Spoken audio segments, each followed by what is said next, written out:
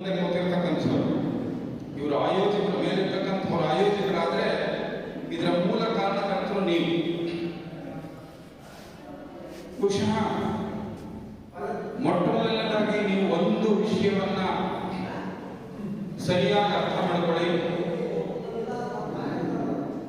ಏನಂತ ಹೇಳಿದ್ರೆ, ಇಲ್ಲಿ ಅದರಲ್ಲೂ ವಿಶೇಷವಾಗಿ ನೋಡ್ತಾ ಇದ್ರೆ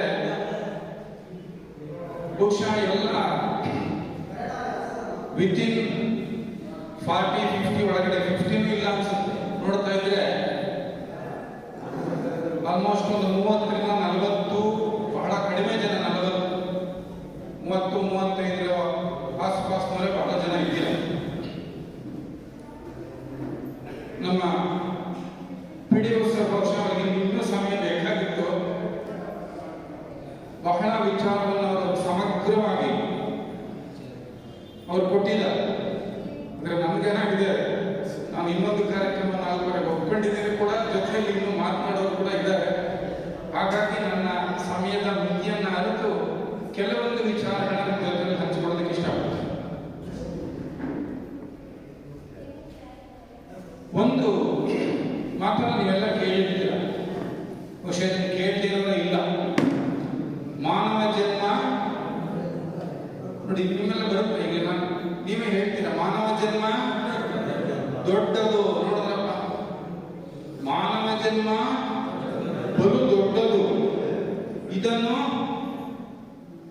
ಹಾನಿ ಮಾಡಿಕೊಳ್ಳಬೇಡಿರೋ ಹುಚ್ಚಪ್ಪಗಳಿರ ಅಂತ ನಮ್ಮ ದಾಸರು ಬಹಳ ಸುಂದರವಾದ ಒಂದು ಗೀತೆಯನ್ನು, ಒಂದು ಕೀರ್ತನೆಯನ್ನ ಹಾಡ್ತಾರೆ. ಮಾನವ ಜನ್ಮ ಬಲು ದೊಡ್ಡದು, ಇದನ್ನು ಹಾನಿ ಮಾಡಿಕೊಳ್ಳಬೇಡಿರೋ ಹುಚ್ಚಪ್ಪಗಳಿರ. ಆ ಕೀರ್ತನೆ, ಒಂದು ಕೀರ್ತನೆ ಕೂಡ ಬರ್ತದೆ. ಯೇಸು ಕಾಯಂಗಳ ಕಳೆದು 84 ಲಕ್ಷ ಜೀವ ರಾಶಿಯನ್ನು ದಾಟಿ ಬಂದ ಈ ಶರೀರ. ಈ ಮಾನವ ಜನ್ಮಕ್ಕೆ ನಾವು ಬರಬೇಕಾದ್ರೆ 84 ಲಕ್ಷ ಜೀವ ವರ್ಗಗಳನ್ನು ದಾಟಿ ಬಂದಿದ್ದೇವೆ ಅಂತ ಸಾವಿರಾರು ವರ್ಷಗಳ ಹಿಂದೆ ನಮ್ಮ ದಾಸವರೇಣ್ಯರು ಋಷಿಮುನಿಗಳು ಹೇಳಿದ್ರೆ, ಇವತ್ತು ಇದನ್ನ ವಿಜ್ಞಾನವೂ ಕೂಡ ಹೇಳ್ತಾ ಇದೆ. ಬರೀ ದಾಸರು ಋಷಿಮುನಿಗಳು ಹೇಳಿದ ಮಾತಲ್ಲ ಇದು, ಇವತ್ತು ವಿಜ್ಞಾನವೂ ಇದಕ್ಕೆ ಪುರಾವೆಯನ್ನು ಕೊಡ್ತಾ ಇದೆ. ನಾವೆಲ್ಲ ಅನೇಕ ಜೀವವರ್ಗಗಳನ್ನ ದಾಟಿ ಇವತ್ತು ಒಂದು ಹೈಯೆಸ್ಟ್ ಲೆವೆಲ್, ಅತ್ಯಂತ ವಿಕಾಸದಲ್ಲಿ ಒಂದು ಉನ್ನತ ಹಂತಕ್ಕೆ ನಾವೆಲ್ಲ ಬಂದು ತಲುಪಿದ್ದೀವಿ. ಅಂದ್ರೆ ನಾವು ಮಾನವರು, ಇದು ಶ್ರೇಷ್ಠವಾದ ಜನ್ಮ. ಮಾನವ ಜನ್ಮ ಅತ್ಯಂತ ಶ್ರೇಷ್ಠವಾದಂತಹ ಜನ್ಮ. ಆದ್ರೆ ಇಂತಹ ಜನ್ಮವನ್ನು ನೀವು ಏನ್ ಮಾಡಿಕೊಳ್ಬೇಡಿ ಅಂತ ಹೇಳ್ತಿದ್ದಾರೆ, ಹಾಳು ಮಾಡಿಕೊಳ್ಬೇಡಿ, ಹಾಳು ಮಾಡಿಕೊಳ್ಬೇಡಿ. ಬಹಳ ಅವರು ಪೀಠಿಕೆಯಲ್ಲೇ ಒಂದು ಪದನ ಬಳಸಿದ್ರು. ಆ ಪದ ಬಹಳ ದೊಡ್ಡ ಪದ, ರಿಯಲೈಸೇಷನ್, ಆತ್ಮ ಸಾಕ್ಷಾತ್ಕಾರ ಅಂತ ಒಂದು ಪದನ ಬಳಸಿದ್ರು. ಅದು ಬಹಳ ಉನ್ನತ ಮಟ್ಟದ ಪದದು, ಆತ್ಮ ಸಾಕ್ಷಾತ್ಕಾರ ಅಂತ ಹೇಳುವಂಥದ್ದು. ಆ ಸ್ಥಿತಿಗೆ ಹೋಗೋದಕ್ಕೆ ನಮ್ಗೆ ಅವಕಾಶ ಇದೆ. ಆತ್ಮ ಸಾಕ್ಷಾತ್ಕಾರದವರೆಲ್ಲ ಋಷಿಮುನಿಗಳು. ನಮ್ಗೇನಕ್ಕೆ ಸಾಧ್ಯ ಇಲ್ಲ. ನಮಗೂ ಆ ಸ್ಥಿತಿಯನ್ನ ಮುಟ್ಟುವಂತಹ ಎಲ್ಲ ಸಾಧ್ಯತೆಗಳು ಕೂಡ ಇದ್ದಾವೆ. ಭಗವಂತ ಎಲ್ಲ ಶಕ್ತಿಯನ್ನು ಕೂಡ ಕೊಟ್ಟಿದ್ದಾನೆ ನಮಗೆ. ಈಗ ನಾನು ಒಂದು ಪ್ರಶ್ನೆ ಕೇಳ್ತೀನಿ ನಿಮ್ಗೆ, ನಿಮ್ಮಿಂದ ಏನು ಉತ್ತರ ಬರುತ್ತೆ? ಯಾರಾದ್ರೂ ಯೋಚನೆ ಮಾಡಿ ಉತ್ತರ ಕೊಡ್ತೀರಾ? ನೋಡೋಣ. ಬಹಳ ಸರಳವಾದ ಪ್ರಶ್ನೆ, ನೀವು ಉತ್ತರ ಕೊಡಬೇಕು. ನಾವೆಲ್ಲ ಯಾರ ಮಕ್ಕಳು? ದೇವರ ಮಕ್ಕಳು. ವಿಥೌಟ್ ಥಿಂಕಿಂಗ್, ಯೋಚನೆ ಮಾಡದೆ ಇನ್ನೊಂದಷ್ಟು ಜನ ಬಾಯಿ ಬಿಡ್ಬೋದಾಗಿತ್ತು. ನಾವೆಲ್ಲ ಯಾರ ಮಕ್ಕಳು? ನೋಡ್ರಿ, ಸತ್ಯ ಎಷ್ಟು ಸಹಜವಾಗಿ ಬರುತ್ತೆ ಅಂದ್ರೆ, ನಾವೆಲ್ಲ ಯಾರ ಮಕ್ಕಳು ಕೂಡ ದೇವರ ಮಕ್ಕಳು ಅಂತ ನಾವು ಹೇಳ್ಬಿಟ್ವಲ್ಲ. ನಾವೆಲ್ಲ ದೇವರ ಮಕ್ಕಳೇ ಆದಮೇಲೆ ಈಗ ಹುಲಿ ಹೊಟ್ಟೆಲಿ ಯಾರು ಹುಟ್ಟಬೇಕು? ಹುಲಿನೇ ಹುಟ್ಟಬೇಕು. ನಾಯಿ ಹೊಟ್ಟೆಲಿ ಯಾರು ಹುಟ್ಟಬೇಕು? ನಾಯಿ ಮೇಲೆನೆ ಹುಟ್ಟಬೇಕು. ಈಗ ನಾವೆಲ್ಲ ದೇವರ ಮಕ್ಕಳು ಅಂದ ಮೇಲೆ, ನಮ್ಮೆಲ್ಲರ ಮೂಲ ಭಗವಂತ ಆದ್ಮೇಲೆ,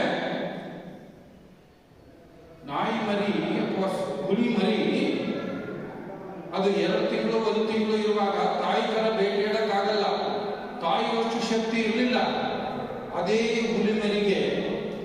5 ವರ್ಷ, ಒಂದು 10 ವರ್ಷ ಆದ್ಮೇಲೆ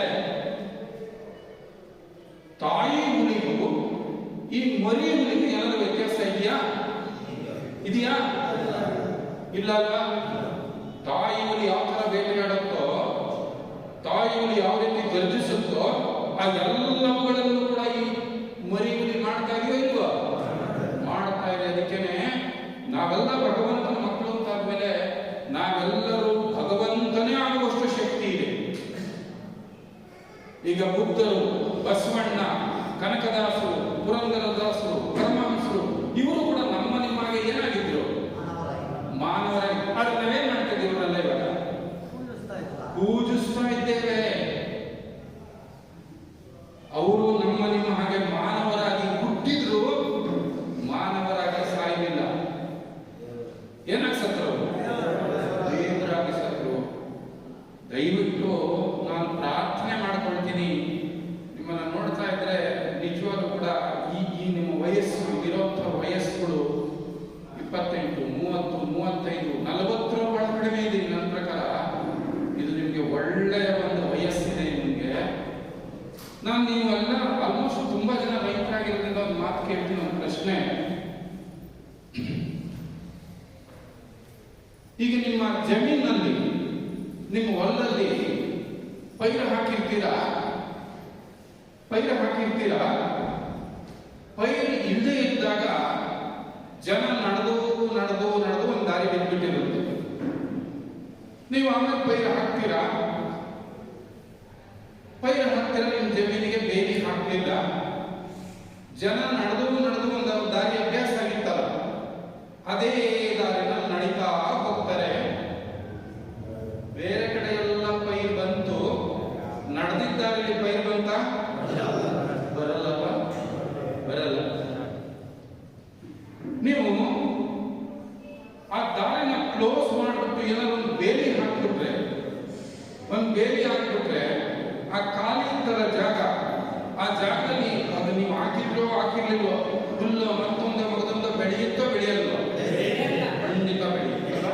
ನೀವು ಅಲ್ಲಿ ಓಡಾಡೋದನ್ನ ನಿಲ್ಲಿಸಿದಾಗ ಮತ್ತೆ ಬೆಳೆಯೋದಕ್ಕೆ ಶುರು ಮಾಡೋದು. ನಾನು ಯಾಕೆ ಈ ಮಾತು ಹೇಳ್ತಾ ಇದ್ದೀನಿ ಅಂದ್ರೆ, ಬಹಳ ಸುಂದರವಾಗಿ ಮಾತಾಡಿದ್ರು ನಮ್ಮ ಸರ್. ನನಗೆ ಬಹಳ ಸಂತೋಷ, ಬಹಳ ಖುಷಿಯಾಯಿತು. ನೀವು ಯಾವುದೇ ಕಾರಣ ಇರ್ಬೋದು, ನಿಮಗೆ ಒದಗಿದ ಪರಿಸ್ಥಿತಿಯೋ, ನಿಮಗೆ ಒದಗಿದ ಒಂದು ಸಂಪರ್ಕ, ಸ್ನೇಹಿತರು, ಯಾವ ಕಾರಣದಿಂದಲೂ ನೀವು ಕಲ್ತುಬಿಟ್ಟಿದ್ರೆ ಆಗೋಗ್ಬಿಟ್ಟಿದೆ. ಸ್ವಲ್ಪ ದಿನಗಳು ನೀವು ಸ್ವಲ್ಪ ಕಾಲ ಏನಿಂತ ವಿಚಾರಗಳನ್ನ ನೀವು ತಿಳ್ಕೋತಿರೋ ಅದನ್ನ ನಿಮ್ಮ ಮನಸ್ಸಿಗೆ ಫೀಡ್ ಮಾಡ್ತಾ ನಿಮ್ಮ ಮನಸ್ಸನ್ನ ತೆಗೆದುಕೊಳ್ತಾ ಕೆಲವಾರು ದಿನಗಳು ನೀವು ಅದರಿಂದ ಹೊರಗಡೆ ಬಿಟ್ರೆ, ಆಚೆ ಇದ್ದು ಬಿಟ್ರೆ, ಈಗ ಓಡಾಡಿದ ರಸ್ತೆನಲ್ಲಿ ಹೆಂಗೆ ಏನೋ ಬೆಳೆಯೋದು ಶುರುವಾಯ್ತಲ್ಲ, ಈಗ ನಿಮ್ಮ ಆದಾಯ ನಡೆದಿದ್ರಿಂದ ಅಲ್ಲಿ ಏನು ಮುಟ್ಲಿಲ್ಲ. ಈಗ ನೀವೇನಾಗಬೇಕಂದ್ರೆ ಆ ದಾರಿಯನ್ನು ಬಿಡಬೇಕು. ಮನಸ್ಸು ಮಾಡಿದ್ರೆ, ಮನಸ್ಸಿದ್ದರೆ ಮಾರ್ಗ. ಖಂಡಿತವಾಗಿಯೂ ನಾನು ಈ ದುರ್ವ್ಯಸನದಿಂದ ದೂರವಾಗ್ತೇನೆ, ನನಗಂತ ಶಕ್ತಿ ಇದೆ ಅನ್ನೋದನ್ನ ನೀವು ದೃಢವಾಗಿ ಇಚ್ಛಿಸಬೇಕು. ಸರ್ವಜ್ಞ ಬಹಳ ಚೆನ್ನಾಗಿರುತ್ತೆ. ಮದ್ಯಪಾನವ ಮಾಡಿ ಇದ್ದುದೆಲ್ಲವನಿಗೆ, ಬಿದ್ದು ಬರುವವನ ಸದ್ದಡಗಿ ಸಂತಾನವೆದ್ದು ಹೋಗುವುದು ಸರ್ವಜ್ಞ. ಅದಕ್ಕೆ ಬಹಳ ಕೊಟ್ಟರು. ಅದನ್ನ ಮಾಡಿ ಎದ್ದು ಬಿದ್ದು ಬರೋದು ಸಂತಾನ, ಎದ್ದು ಹೋಗುವುದು.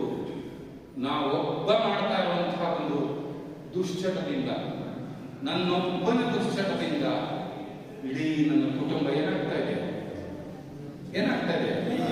ದಯಮಾಡಿ ಅರ್ಥ ಮಾಡ್ಕೊಳ್ಳಿ.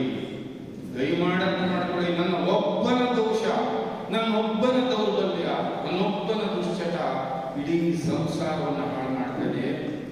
ಇದು ದೊಡ್ಡ ಪಾಪ, ದುಷ್ಕರ್ಮ. ಇದು ದಯವಿಟ್ಟು ನೀವು ಅರ್ಥ ಮಾಡ್ಕೊಳ್ಳಿ. ನಿಮ್ಮ ಮನಸ್ಸಿಗೆ ಶಕ್ತಿ ಇದೆ. ಒಂದೇ ಒಂದು ಮಾತು ಕೇಳಿ ನಾನು ನಿಲ್ಲಿಸ್ಬಿಡ್ತೇನೆ. ಒಂದು ಪ್ರಶ್ನೆ ಕೇಳ್ತೇನೆ. ಪ್ರಾಣಿಗಳೆಲ್ಲ ದೊಡ್ಡ ಪ್ರಾಣಿ ಅಂದ್ರೆ ಯಾರು? ನಮಗೆ ಪ್ರಾಣಿನೇ ಹೇಳಿ. ಪ್ರಾಣಿಗಳು ಕತ್ತೆ, ವೆರಿ ಗುಡ್. ಪ್ರಾಣಿಗಳನ್ನೆಲ್ಲ ದೊಡ್ಡ ಪ್ರಾಣಿ ಕತ್ತೆ. ಈಗ ಮೊದಲೇ ಹೇಳಿದಾಗ ಬುದ್ಧಿವಂತರು ಅಂದ್ರೆ ಯಾರು ಅಂದ್ಕೊಂಡಿದ್ದೀವಿ? ಮನುಷ್ಯ, ವೆರಿ ಗುಡ್. ಹೀಗಾದ್ರೆ ಒಂದು ಎಕ್ಸ್ಪೆರಿಮೆಂಟ್ ಮಾಡೋಣ, ಒಂದು ಪ್ರಯೋಗ ಮಾಡೋಣ. ಈಗ ಹೀಗೆ ಒಂದು ಸುಡು ಬಿಸಿಲು, ಬೇಸಿಗೆ ಇದೆ, ಒಂದು ಕತ್ತೆ ತುಂಬಾ ಬಾಯಾರಿಕೆ ಆಗಿದೆ, ತುಂಬಾ ಬಾಯಾರಿಕೆ ಆಗ್ತಿದೆ. ಬಾಯಾರಿಕೆಯಿಂದ ಬರ್ತಾ ಇದೆ ಕತ್ತೆ.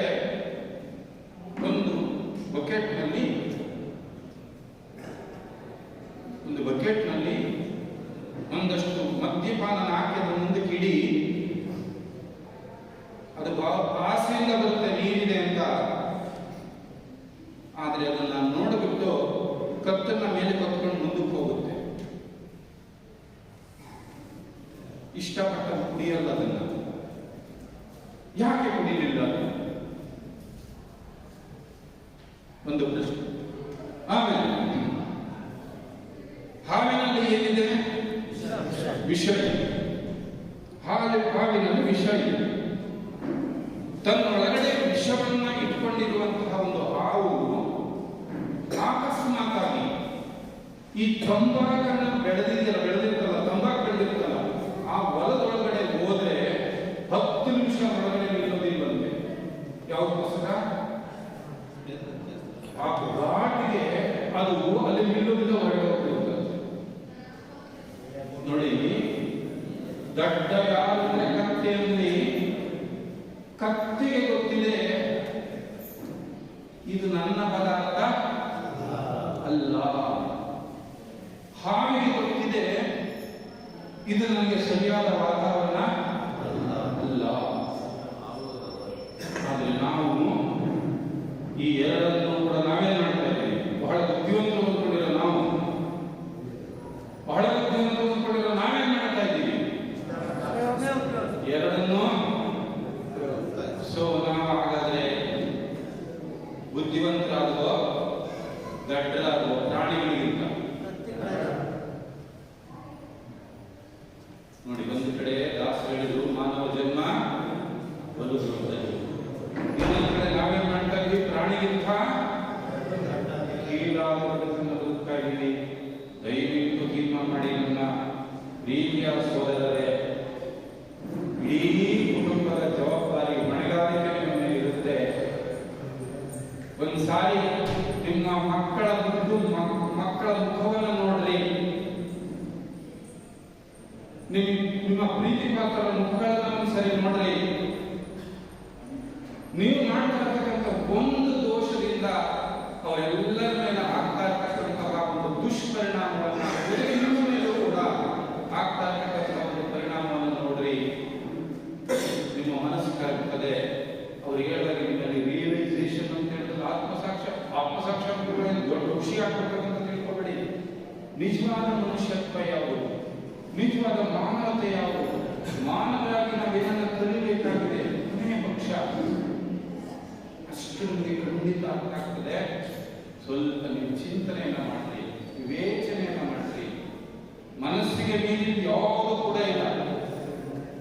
ಮನಸ್ಸಿಗೆ ಮೀರಿದ ಯಾವುದು ಇಲ್ಲ. ಮನಸ್ಸಿದ್ದರೆ ಮಾರ್ಗ ಇದೆ. ಅದಕ್ಕೋಸ್ಕರ ನೀವು ಒಂದು ಒಳ್ಳೆ ಆ ಮಂಜುನಾಥ ಸ್ವಾಮಿಯ ಆಶೀರ್ವಾದಗಳು ನಿಮ್ಮ ಮೇಲೆ ಇರ್ತದೆ. ಮನುಷ್ಯತ್ವಂ ಮೋಕ್ಷತ್ವಂ ಮಹಾಪುರುಷ ಸಮಶ್ರಯ ಅಂತ 3 ಹೇಳ್ತಾರೆ. ಮೊದಲನೇದು ಮನುಷ್ಯತ್ವ, ಎರಡನೇದು ಮೋಕ್ಷತ್ವ, ಮೂರನೇದು ಮಹಾಪುರುಷರ ಆಶ್ರಯ. ಈಗ ನೀವು ಇರ್ತಕ್ಕಂಥ ಈ ಒಂದು ವಾರ ಇದೆ, ಈ ಒಂದು ವಾರ ಆ ಸ್ವಾಮಿಯ ಆಶ್ರಯದಲ್ಲಿ ನಾವು ಇದ್ದೇವೆ ಅಂತ ತಿಳ್ಕೊಳ್ಳಿ. ಅವರ ಆಶ್ರಯದಲ್ಲಿದ್ದೇವೆ. ನಮಗೆ ಮಂಜುನಾಥ ಸ್ವಾಮಿಯ ಆಶೀರ್ವಾದ ನಮಗೆ ಸಿಗ್ತಾ ಇದೆ. ಅದರ ಬಲದಿಂದ ನಾವು ದಿಟ್ಟ ನಿರ್ಧಾರವನ್ನು ಮಾಡ್ತೇವೆ. ನಾವು ಸೌಖ್ಯದಲ್ಲಾಗ್ತೇವೆ. ನಮ್ಮ ಕುಟುಂಬಕ್ಕೆ ಬೆನ್ನೆಲುಬಾಗ್ತೇವೆ. ತನ್ಮೂಲಕ ಅವರು ಹೇಳಿದ್ರು, ಋಣಗಳು ಪಂಚಋಣಗಳಿದೆ. ನಮಗಿಸಬೇಕಾದ ಪಂಚಋಣಗಳು: ಋಷಿ ಋಣ, ದೇವ ಋಣ, ಪಿತೃ ಋಣ, ಸಮಾಜ ಋಣ, ಭೂತ ಋಣ ಅನ್ನುವಂಥ 5 ಋಣಗಳಿದೆ. 5 ಋಣಗಳನ್ನು ತಿನ್ನಬೇಕು, ಮತ್ತೆ ತೀರ ಸೇವಿಸಬೇಕು. ತಿನ್ನದೆ ಬದುಕಕ್ಕಾಗಲ್ಲ.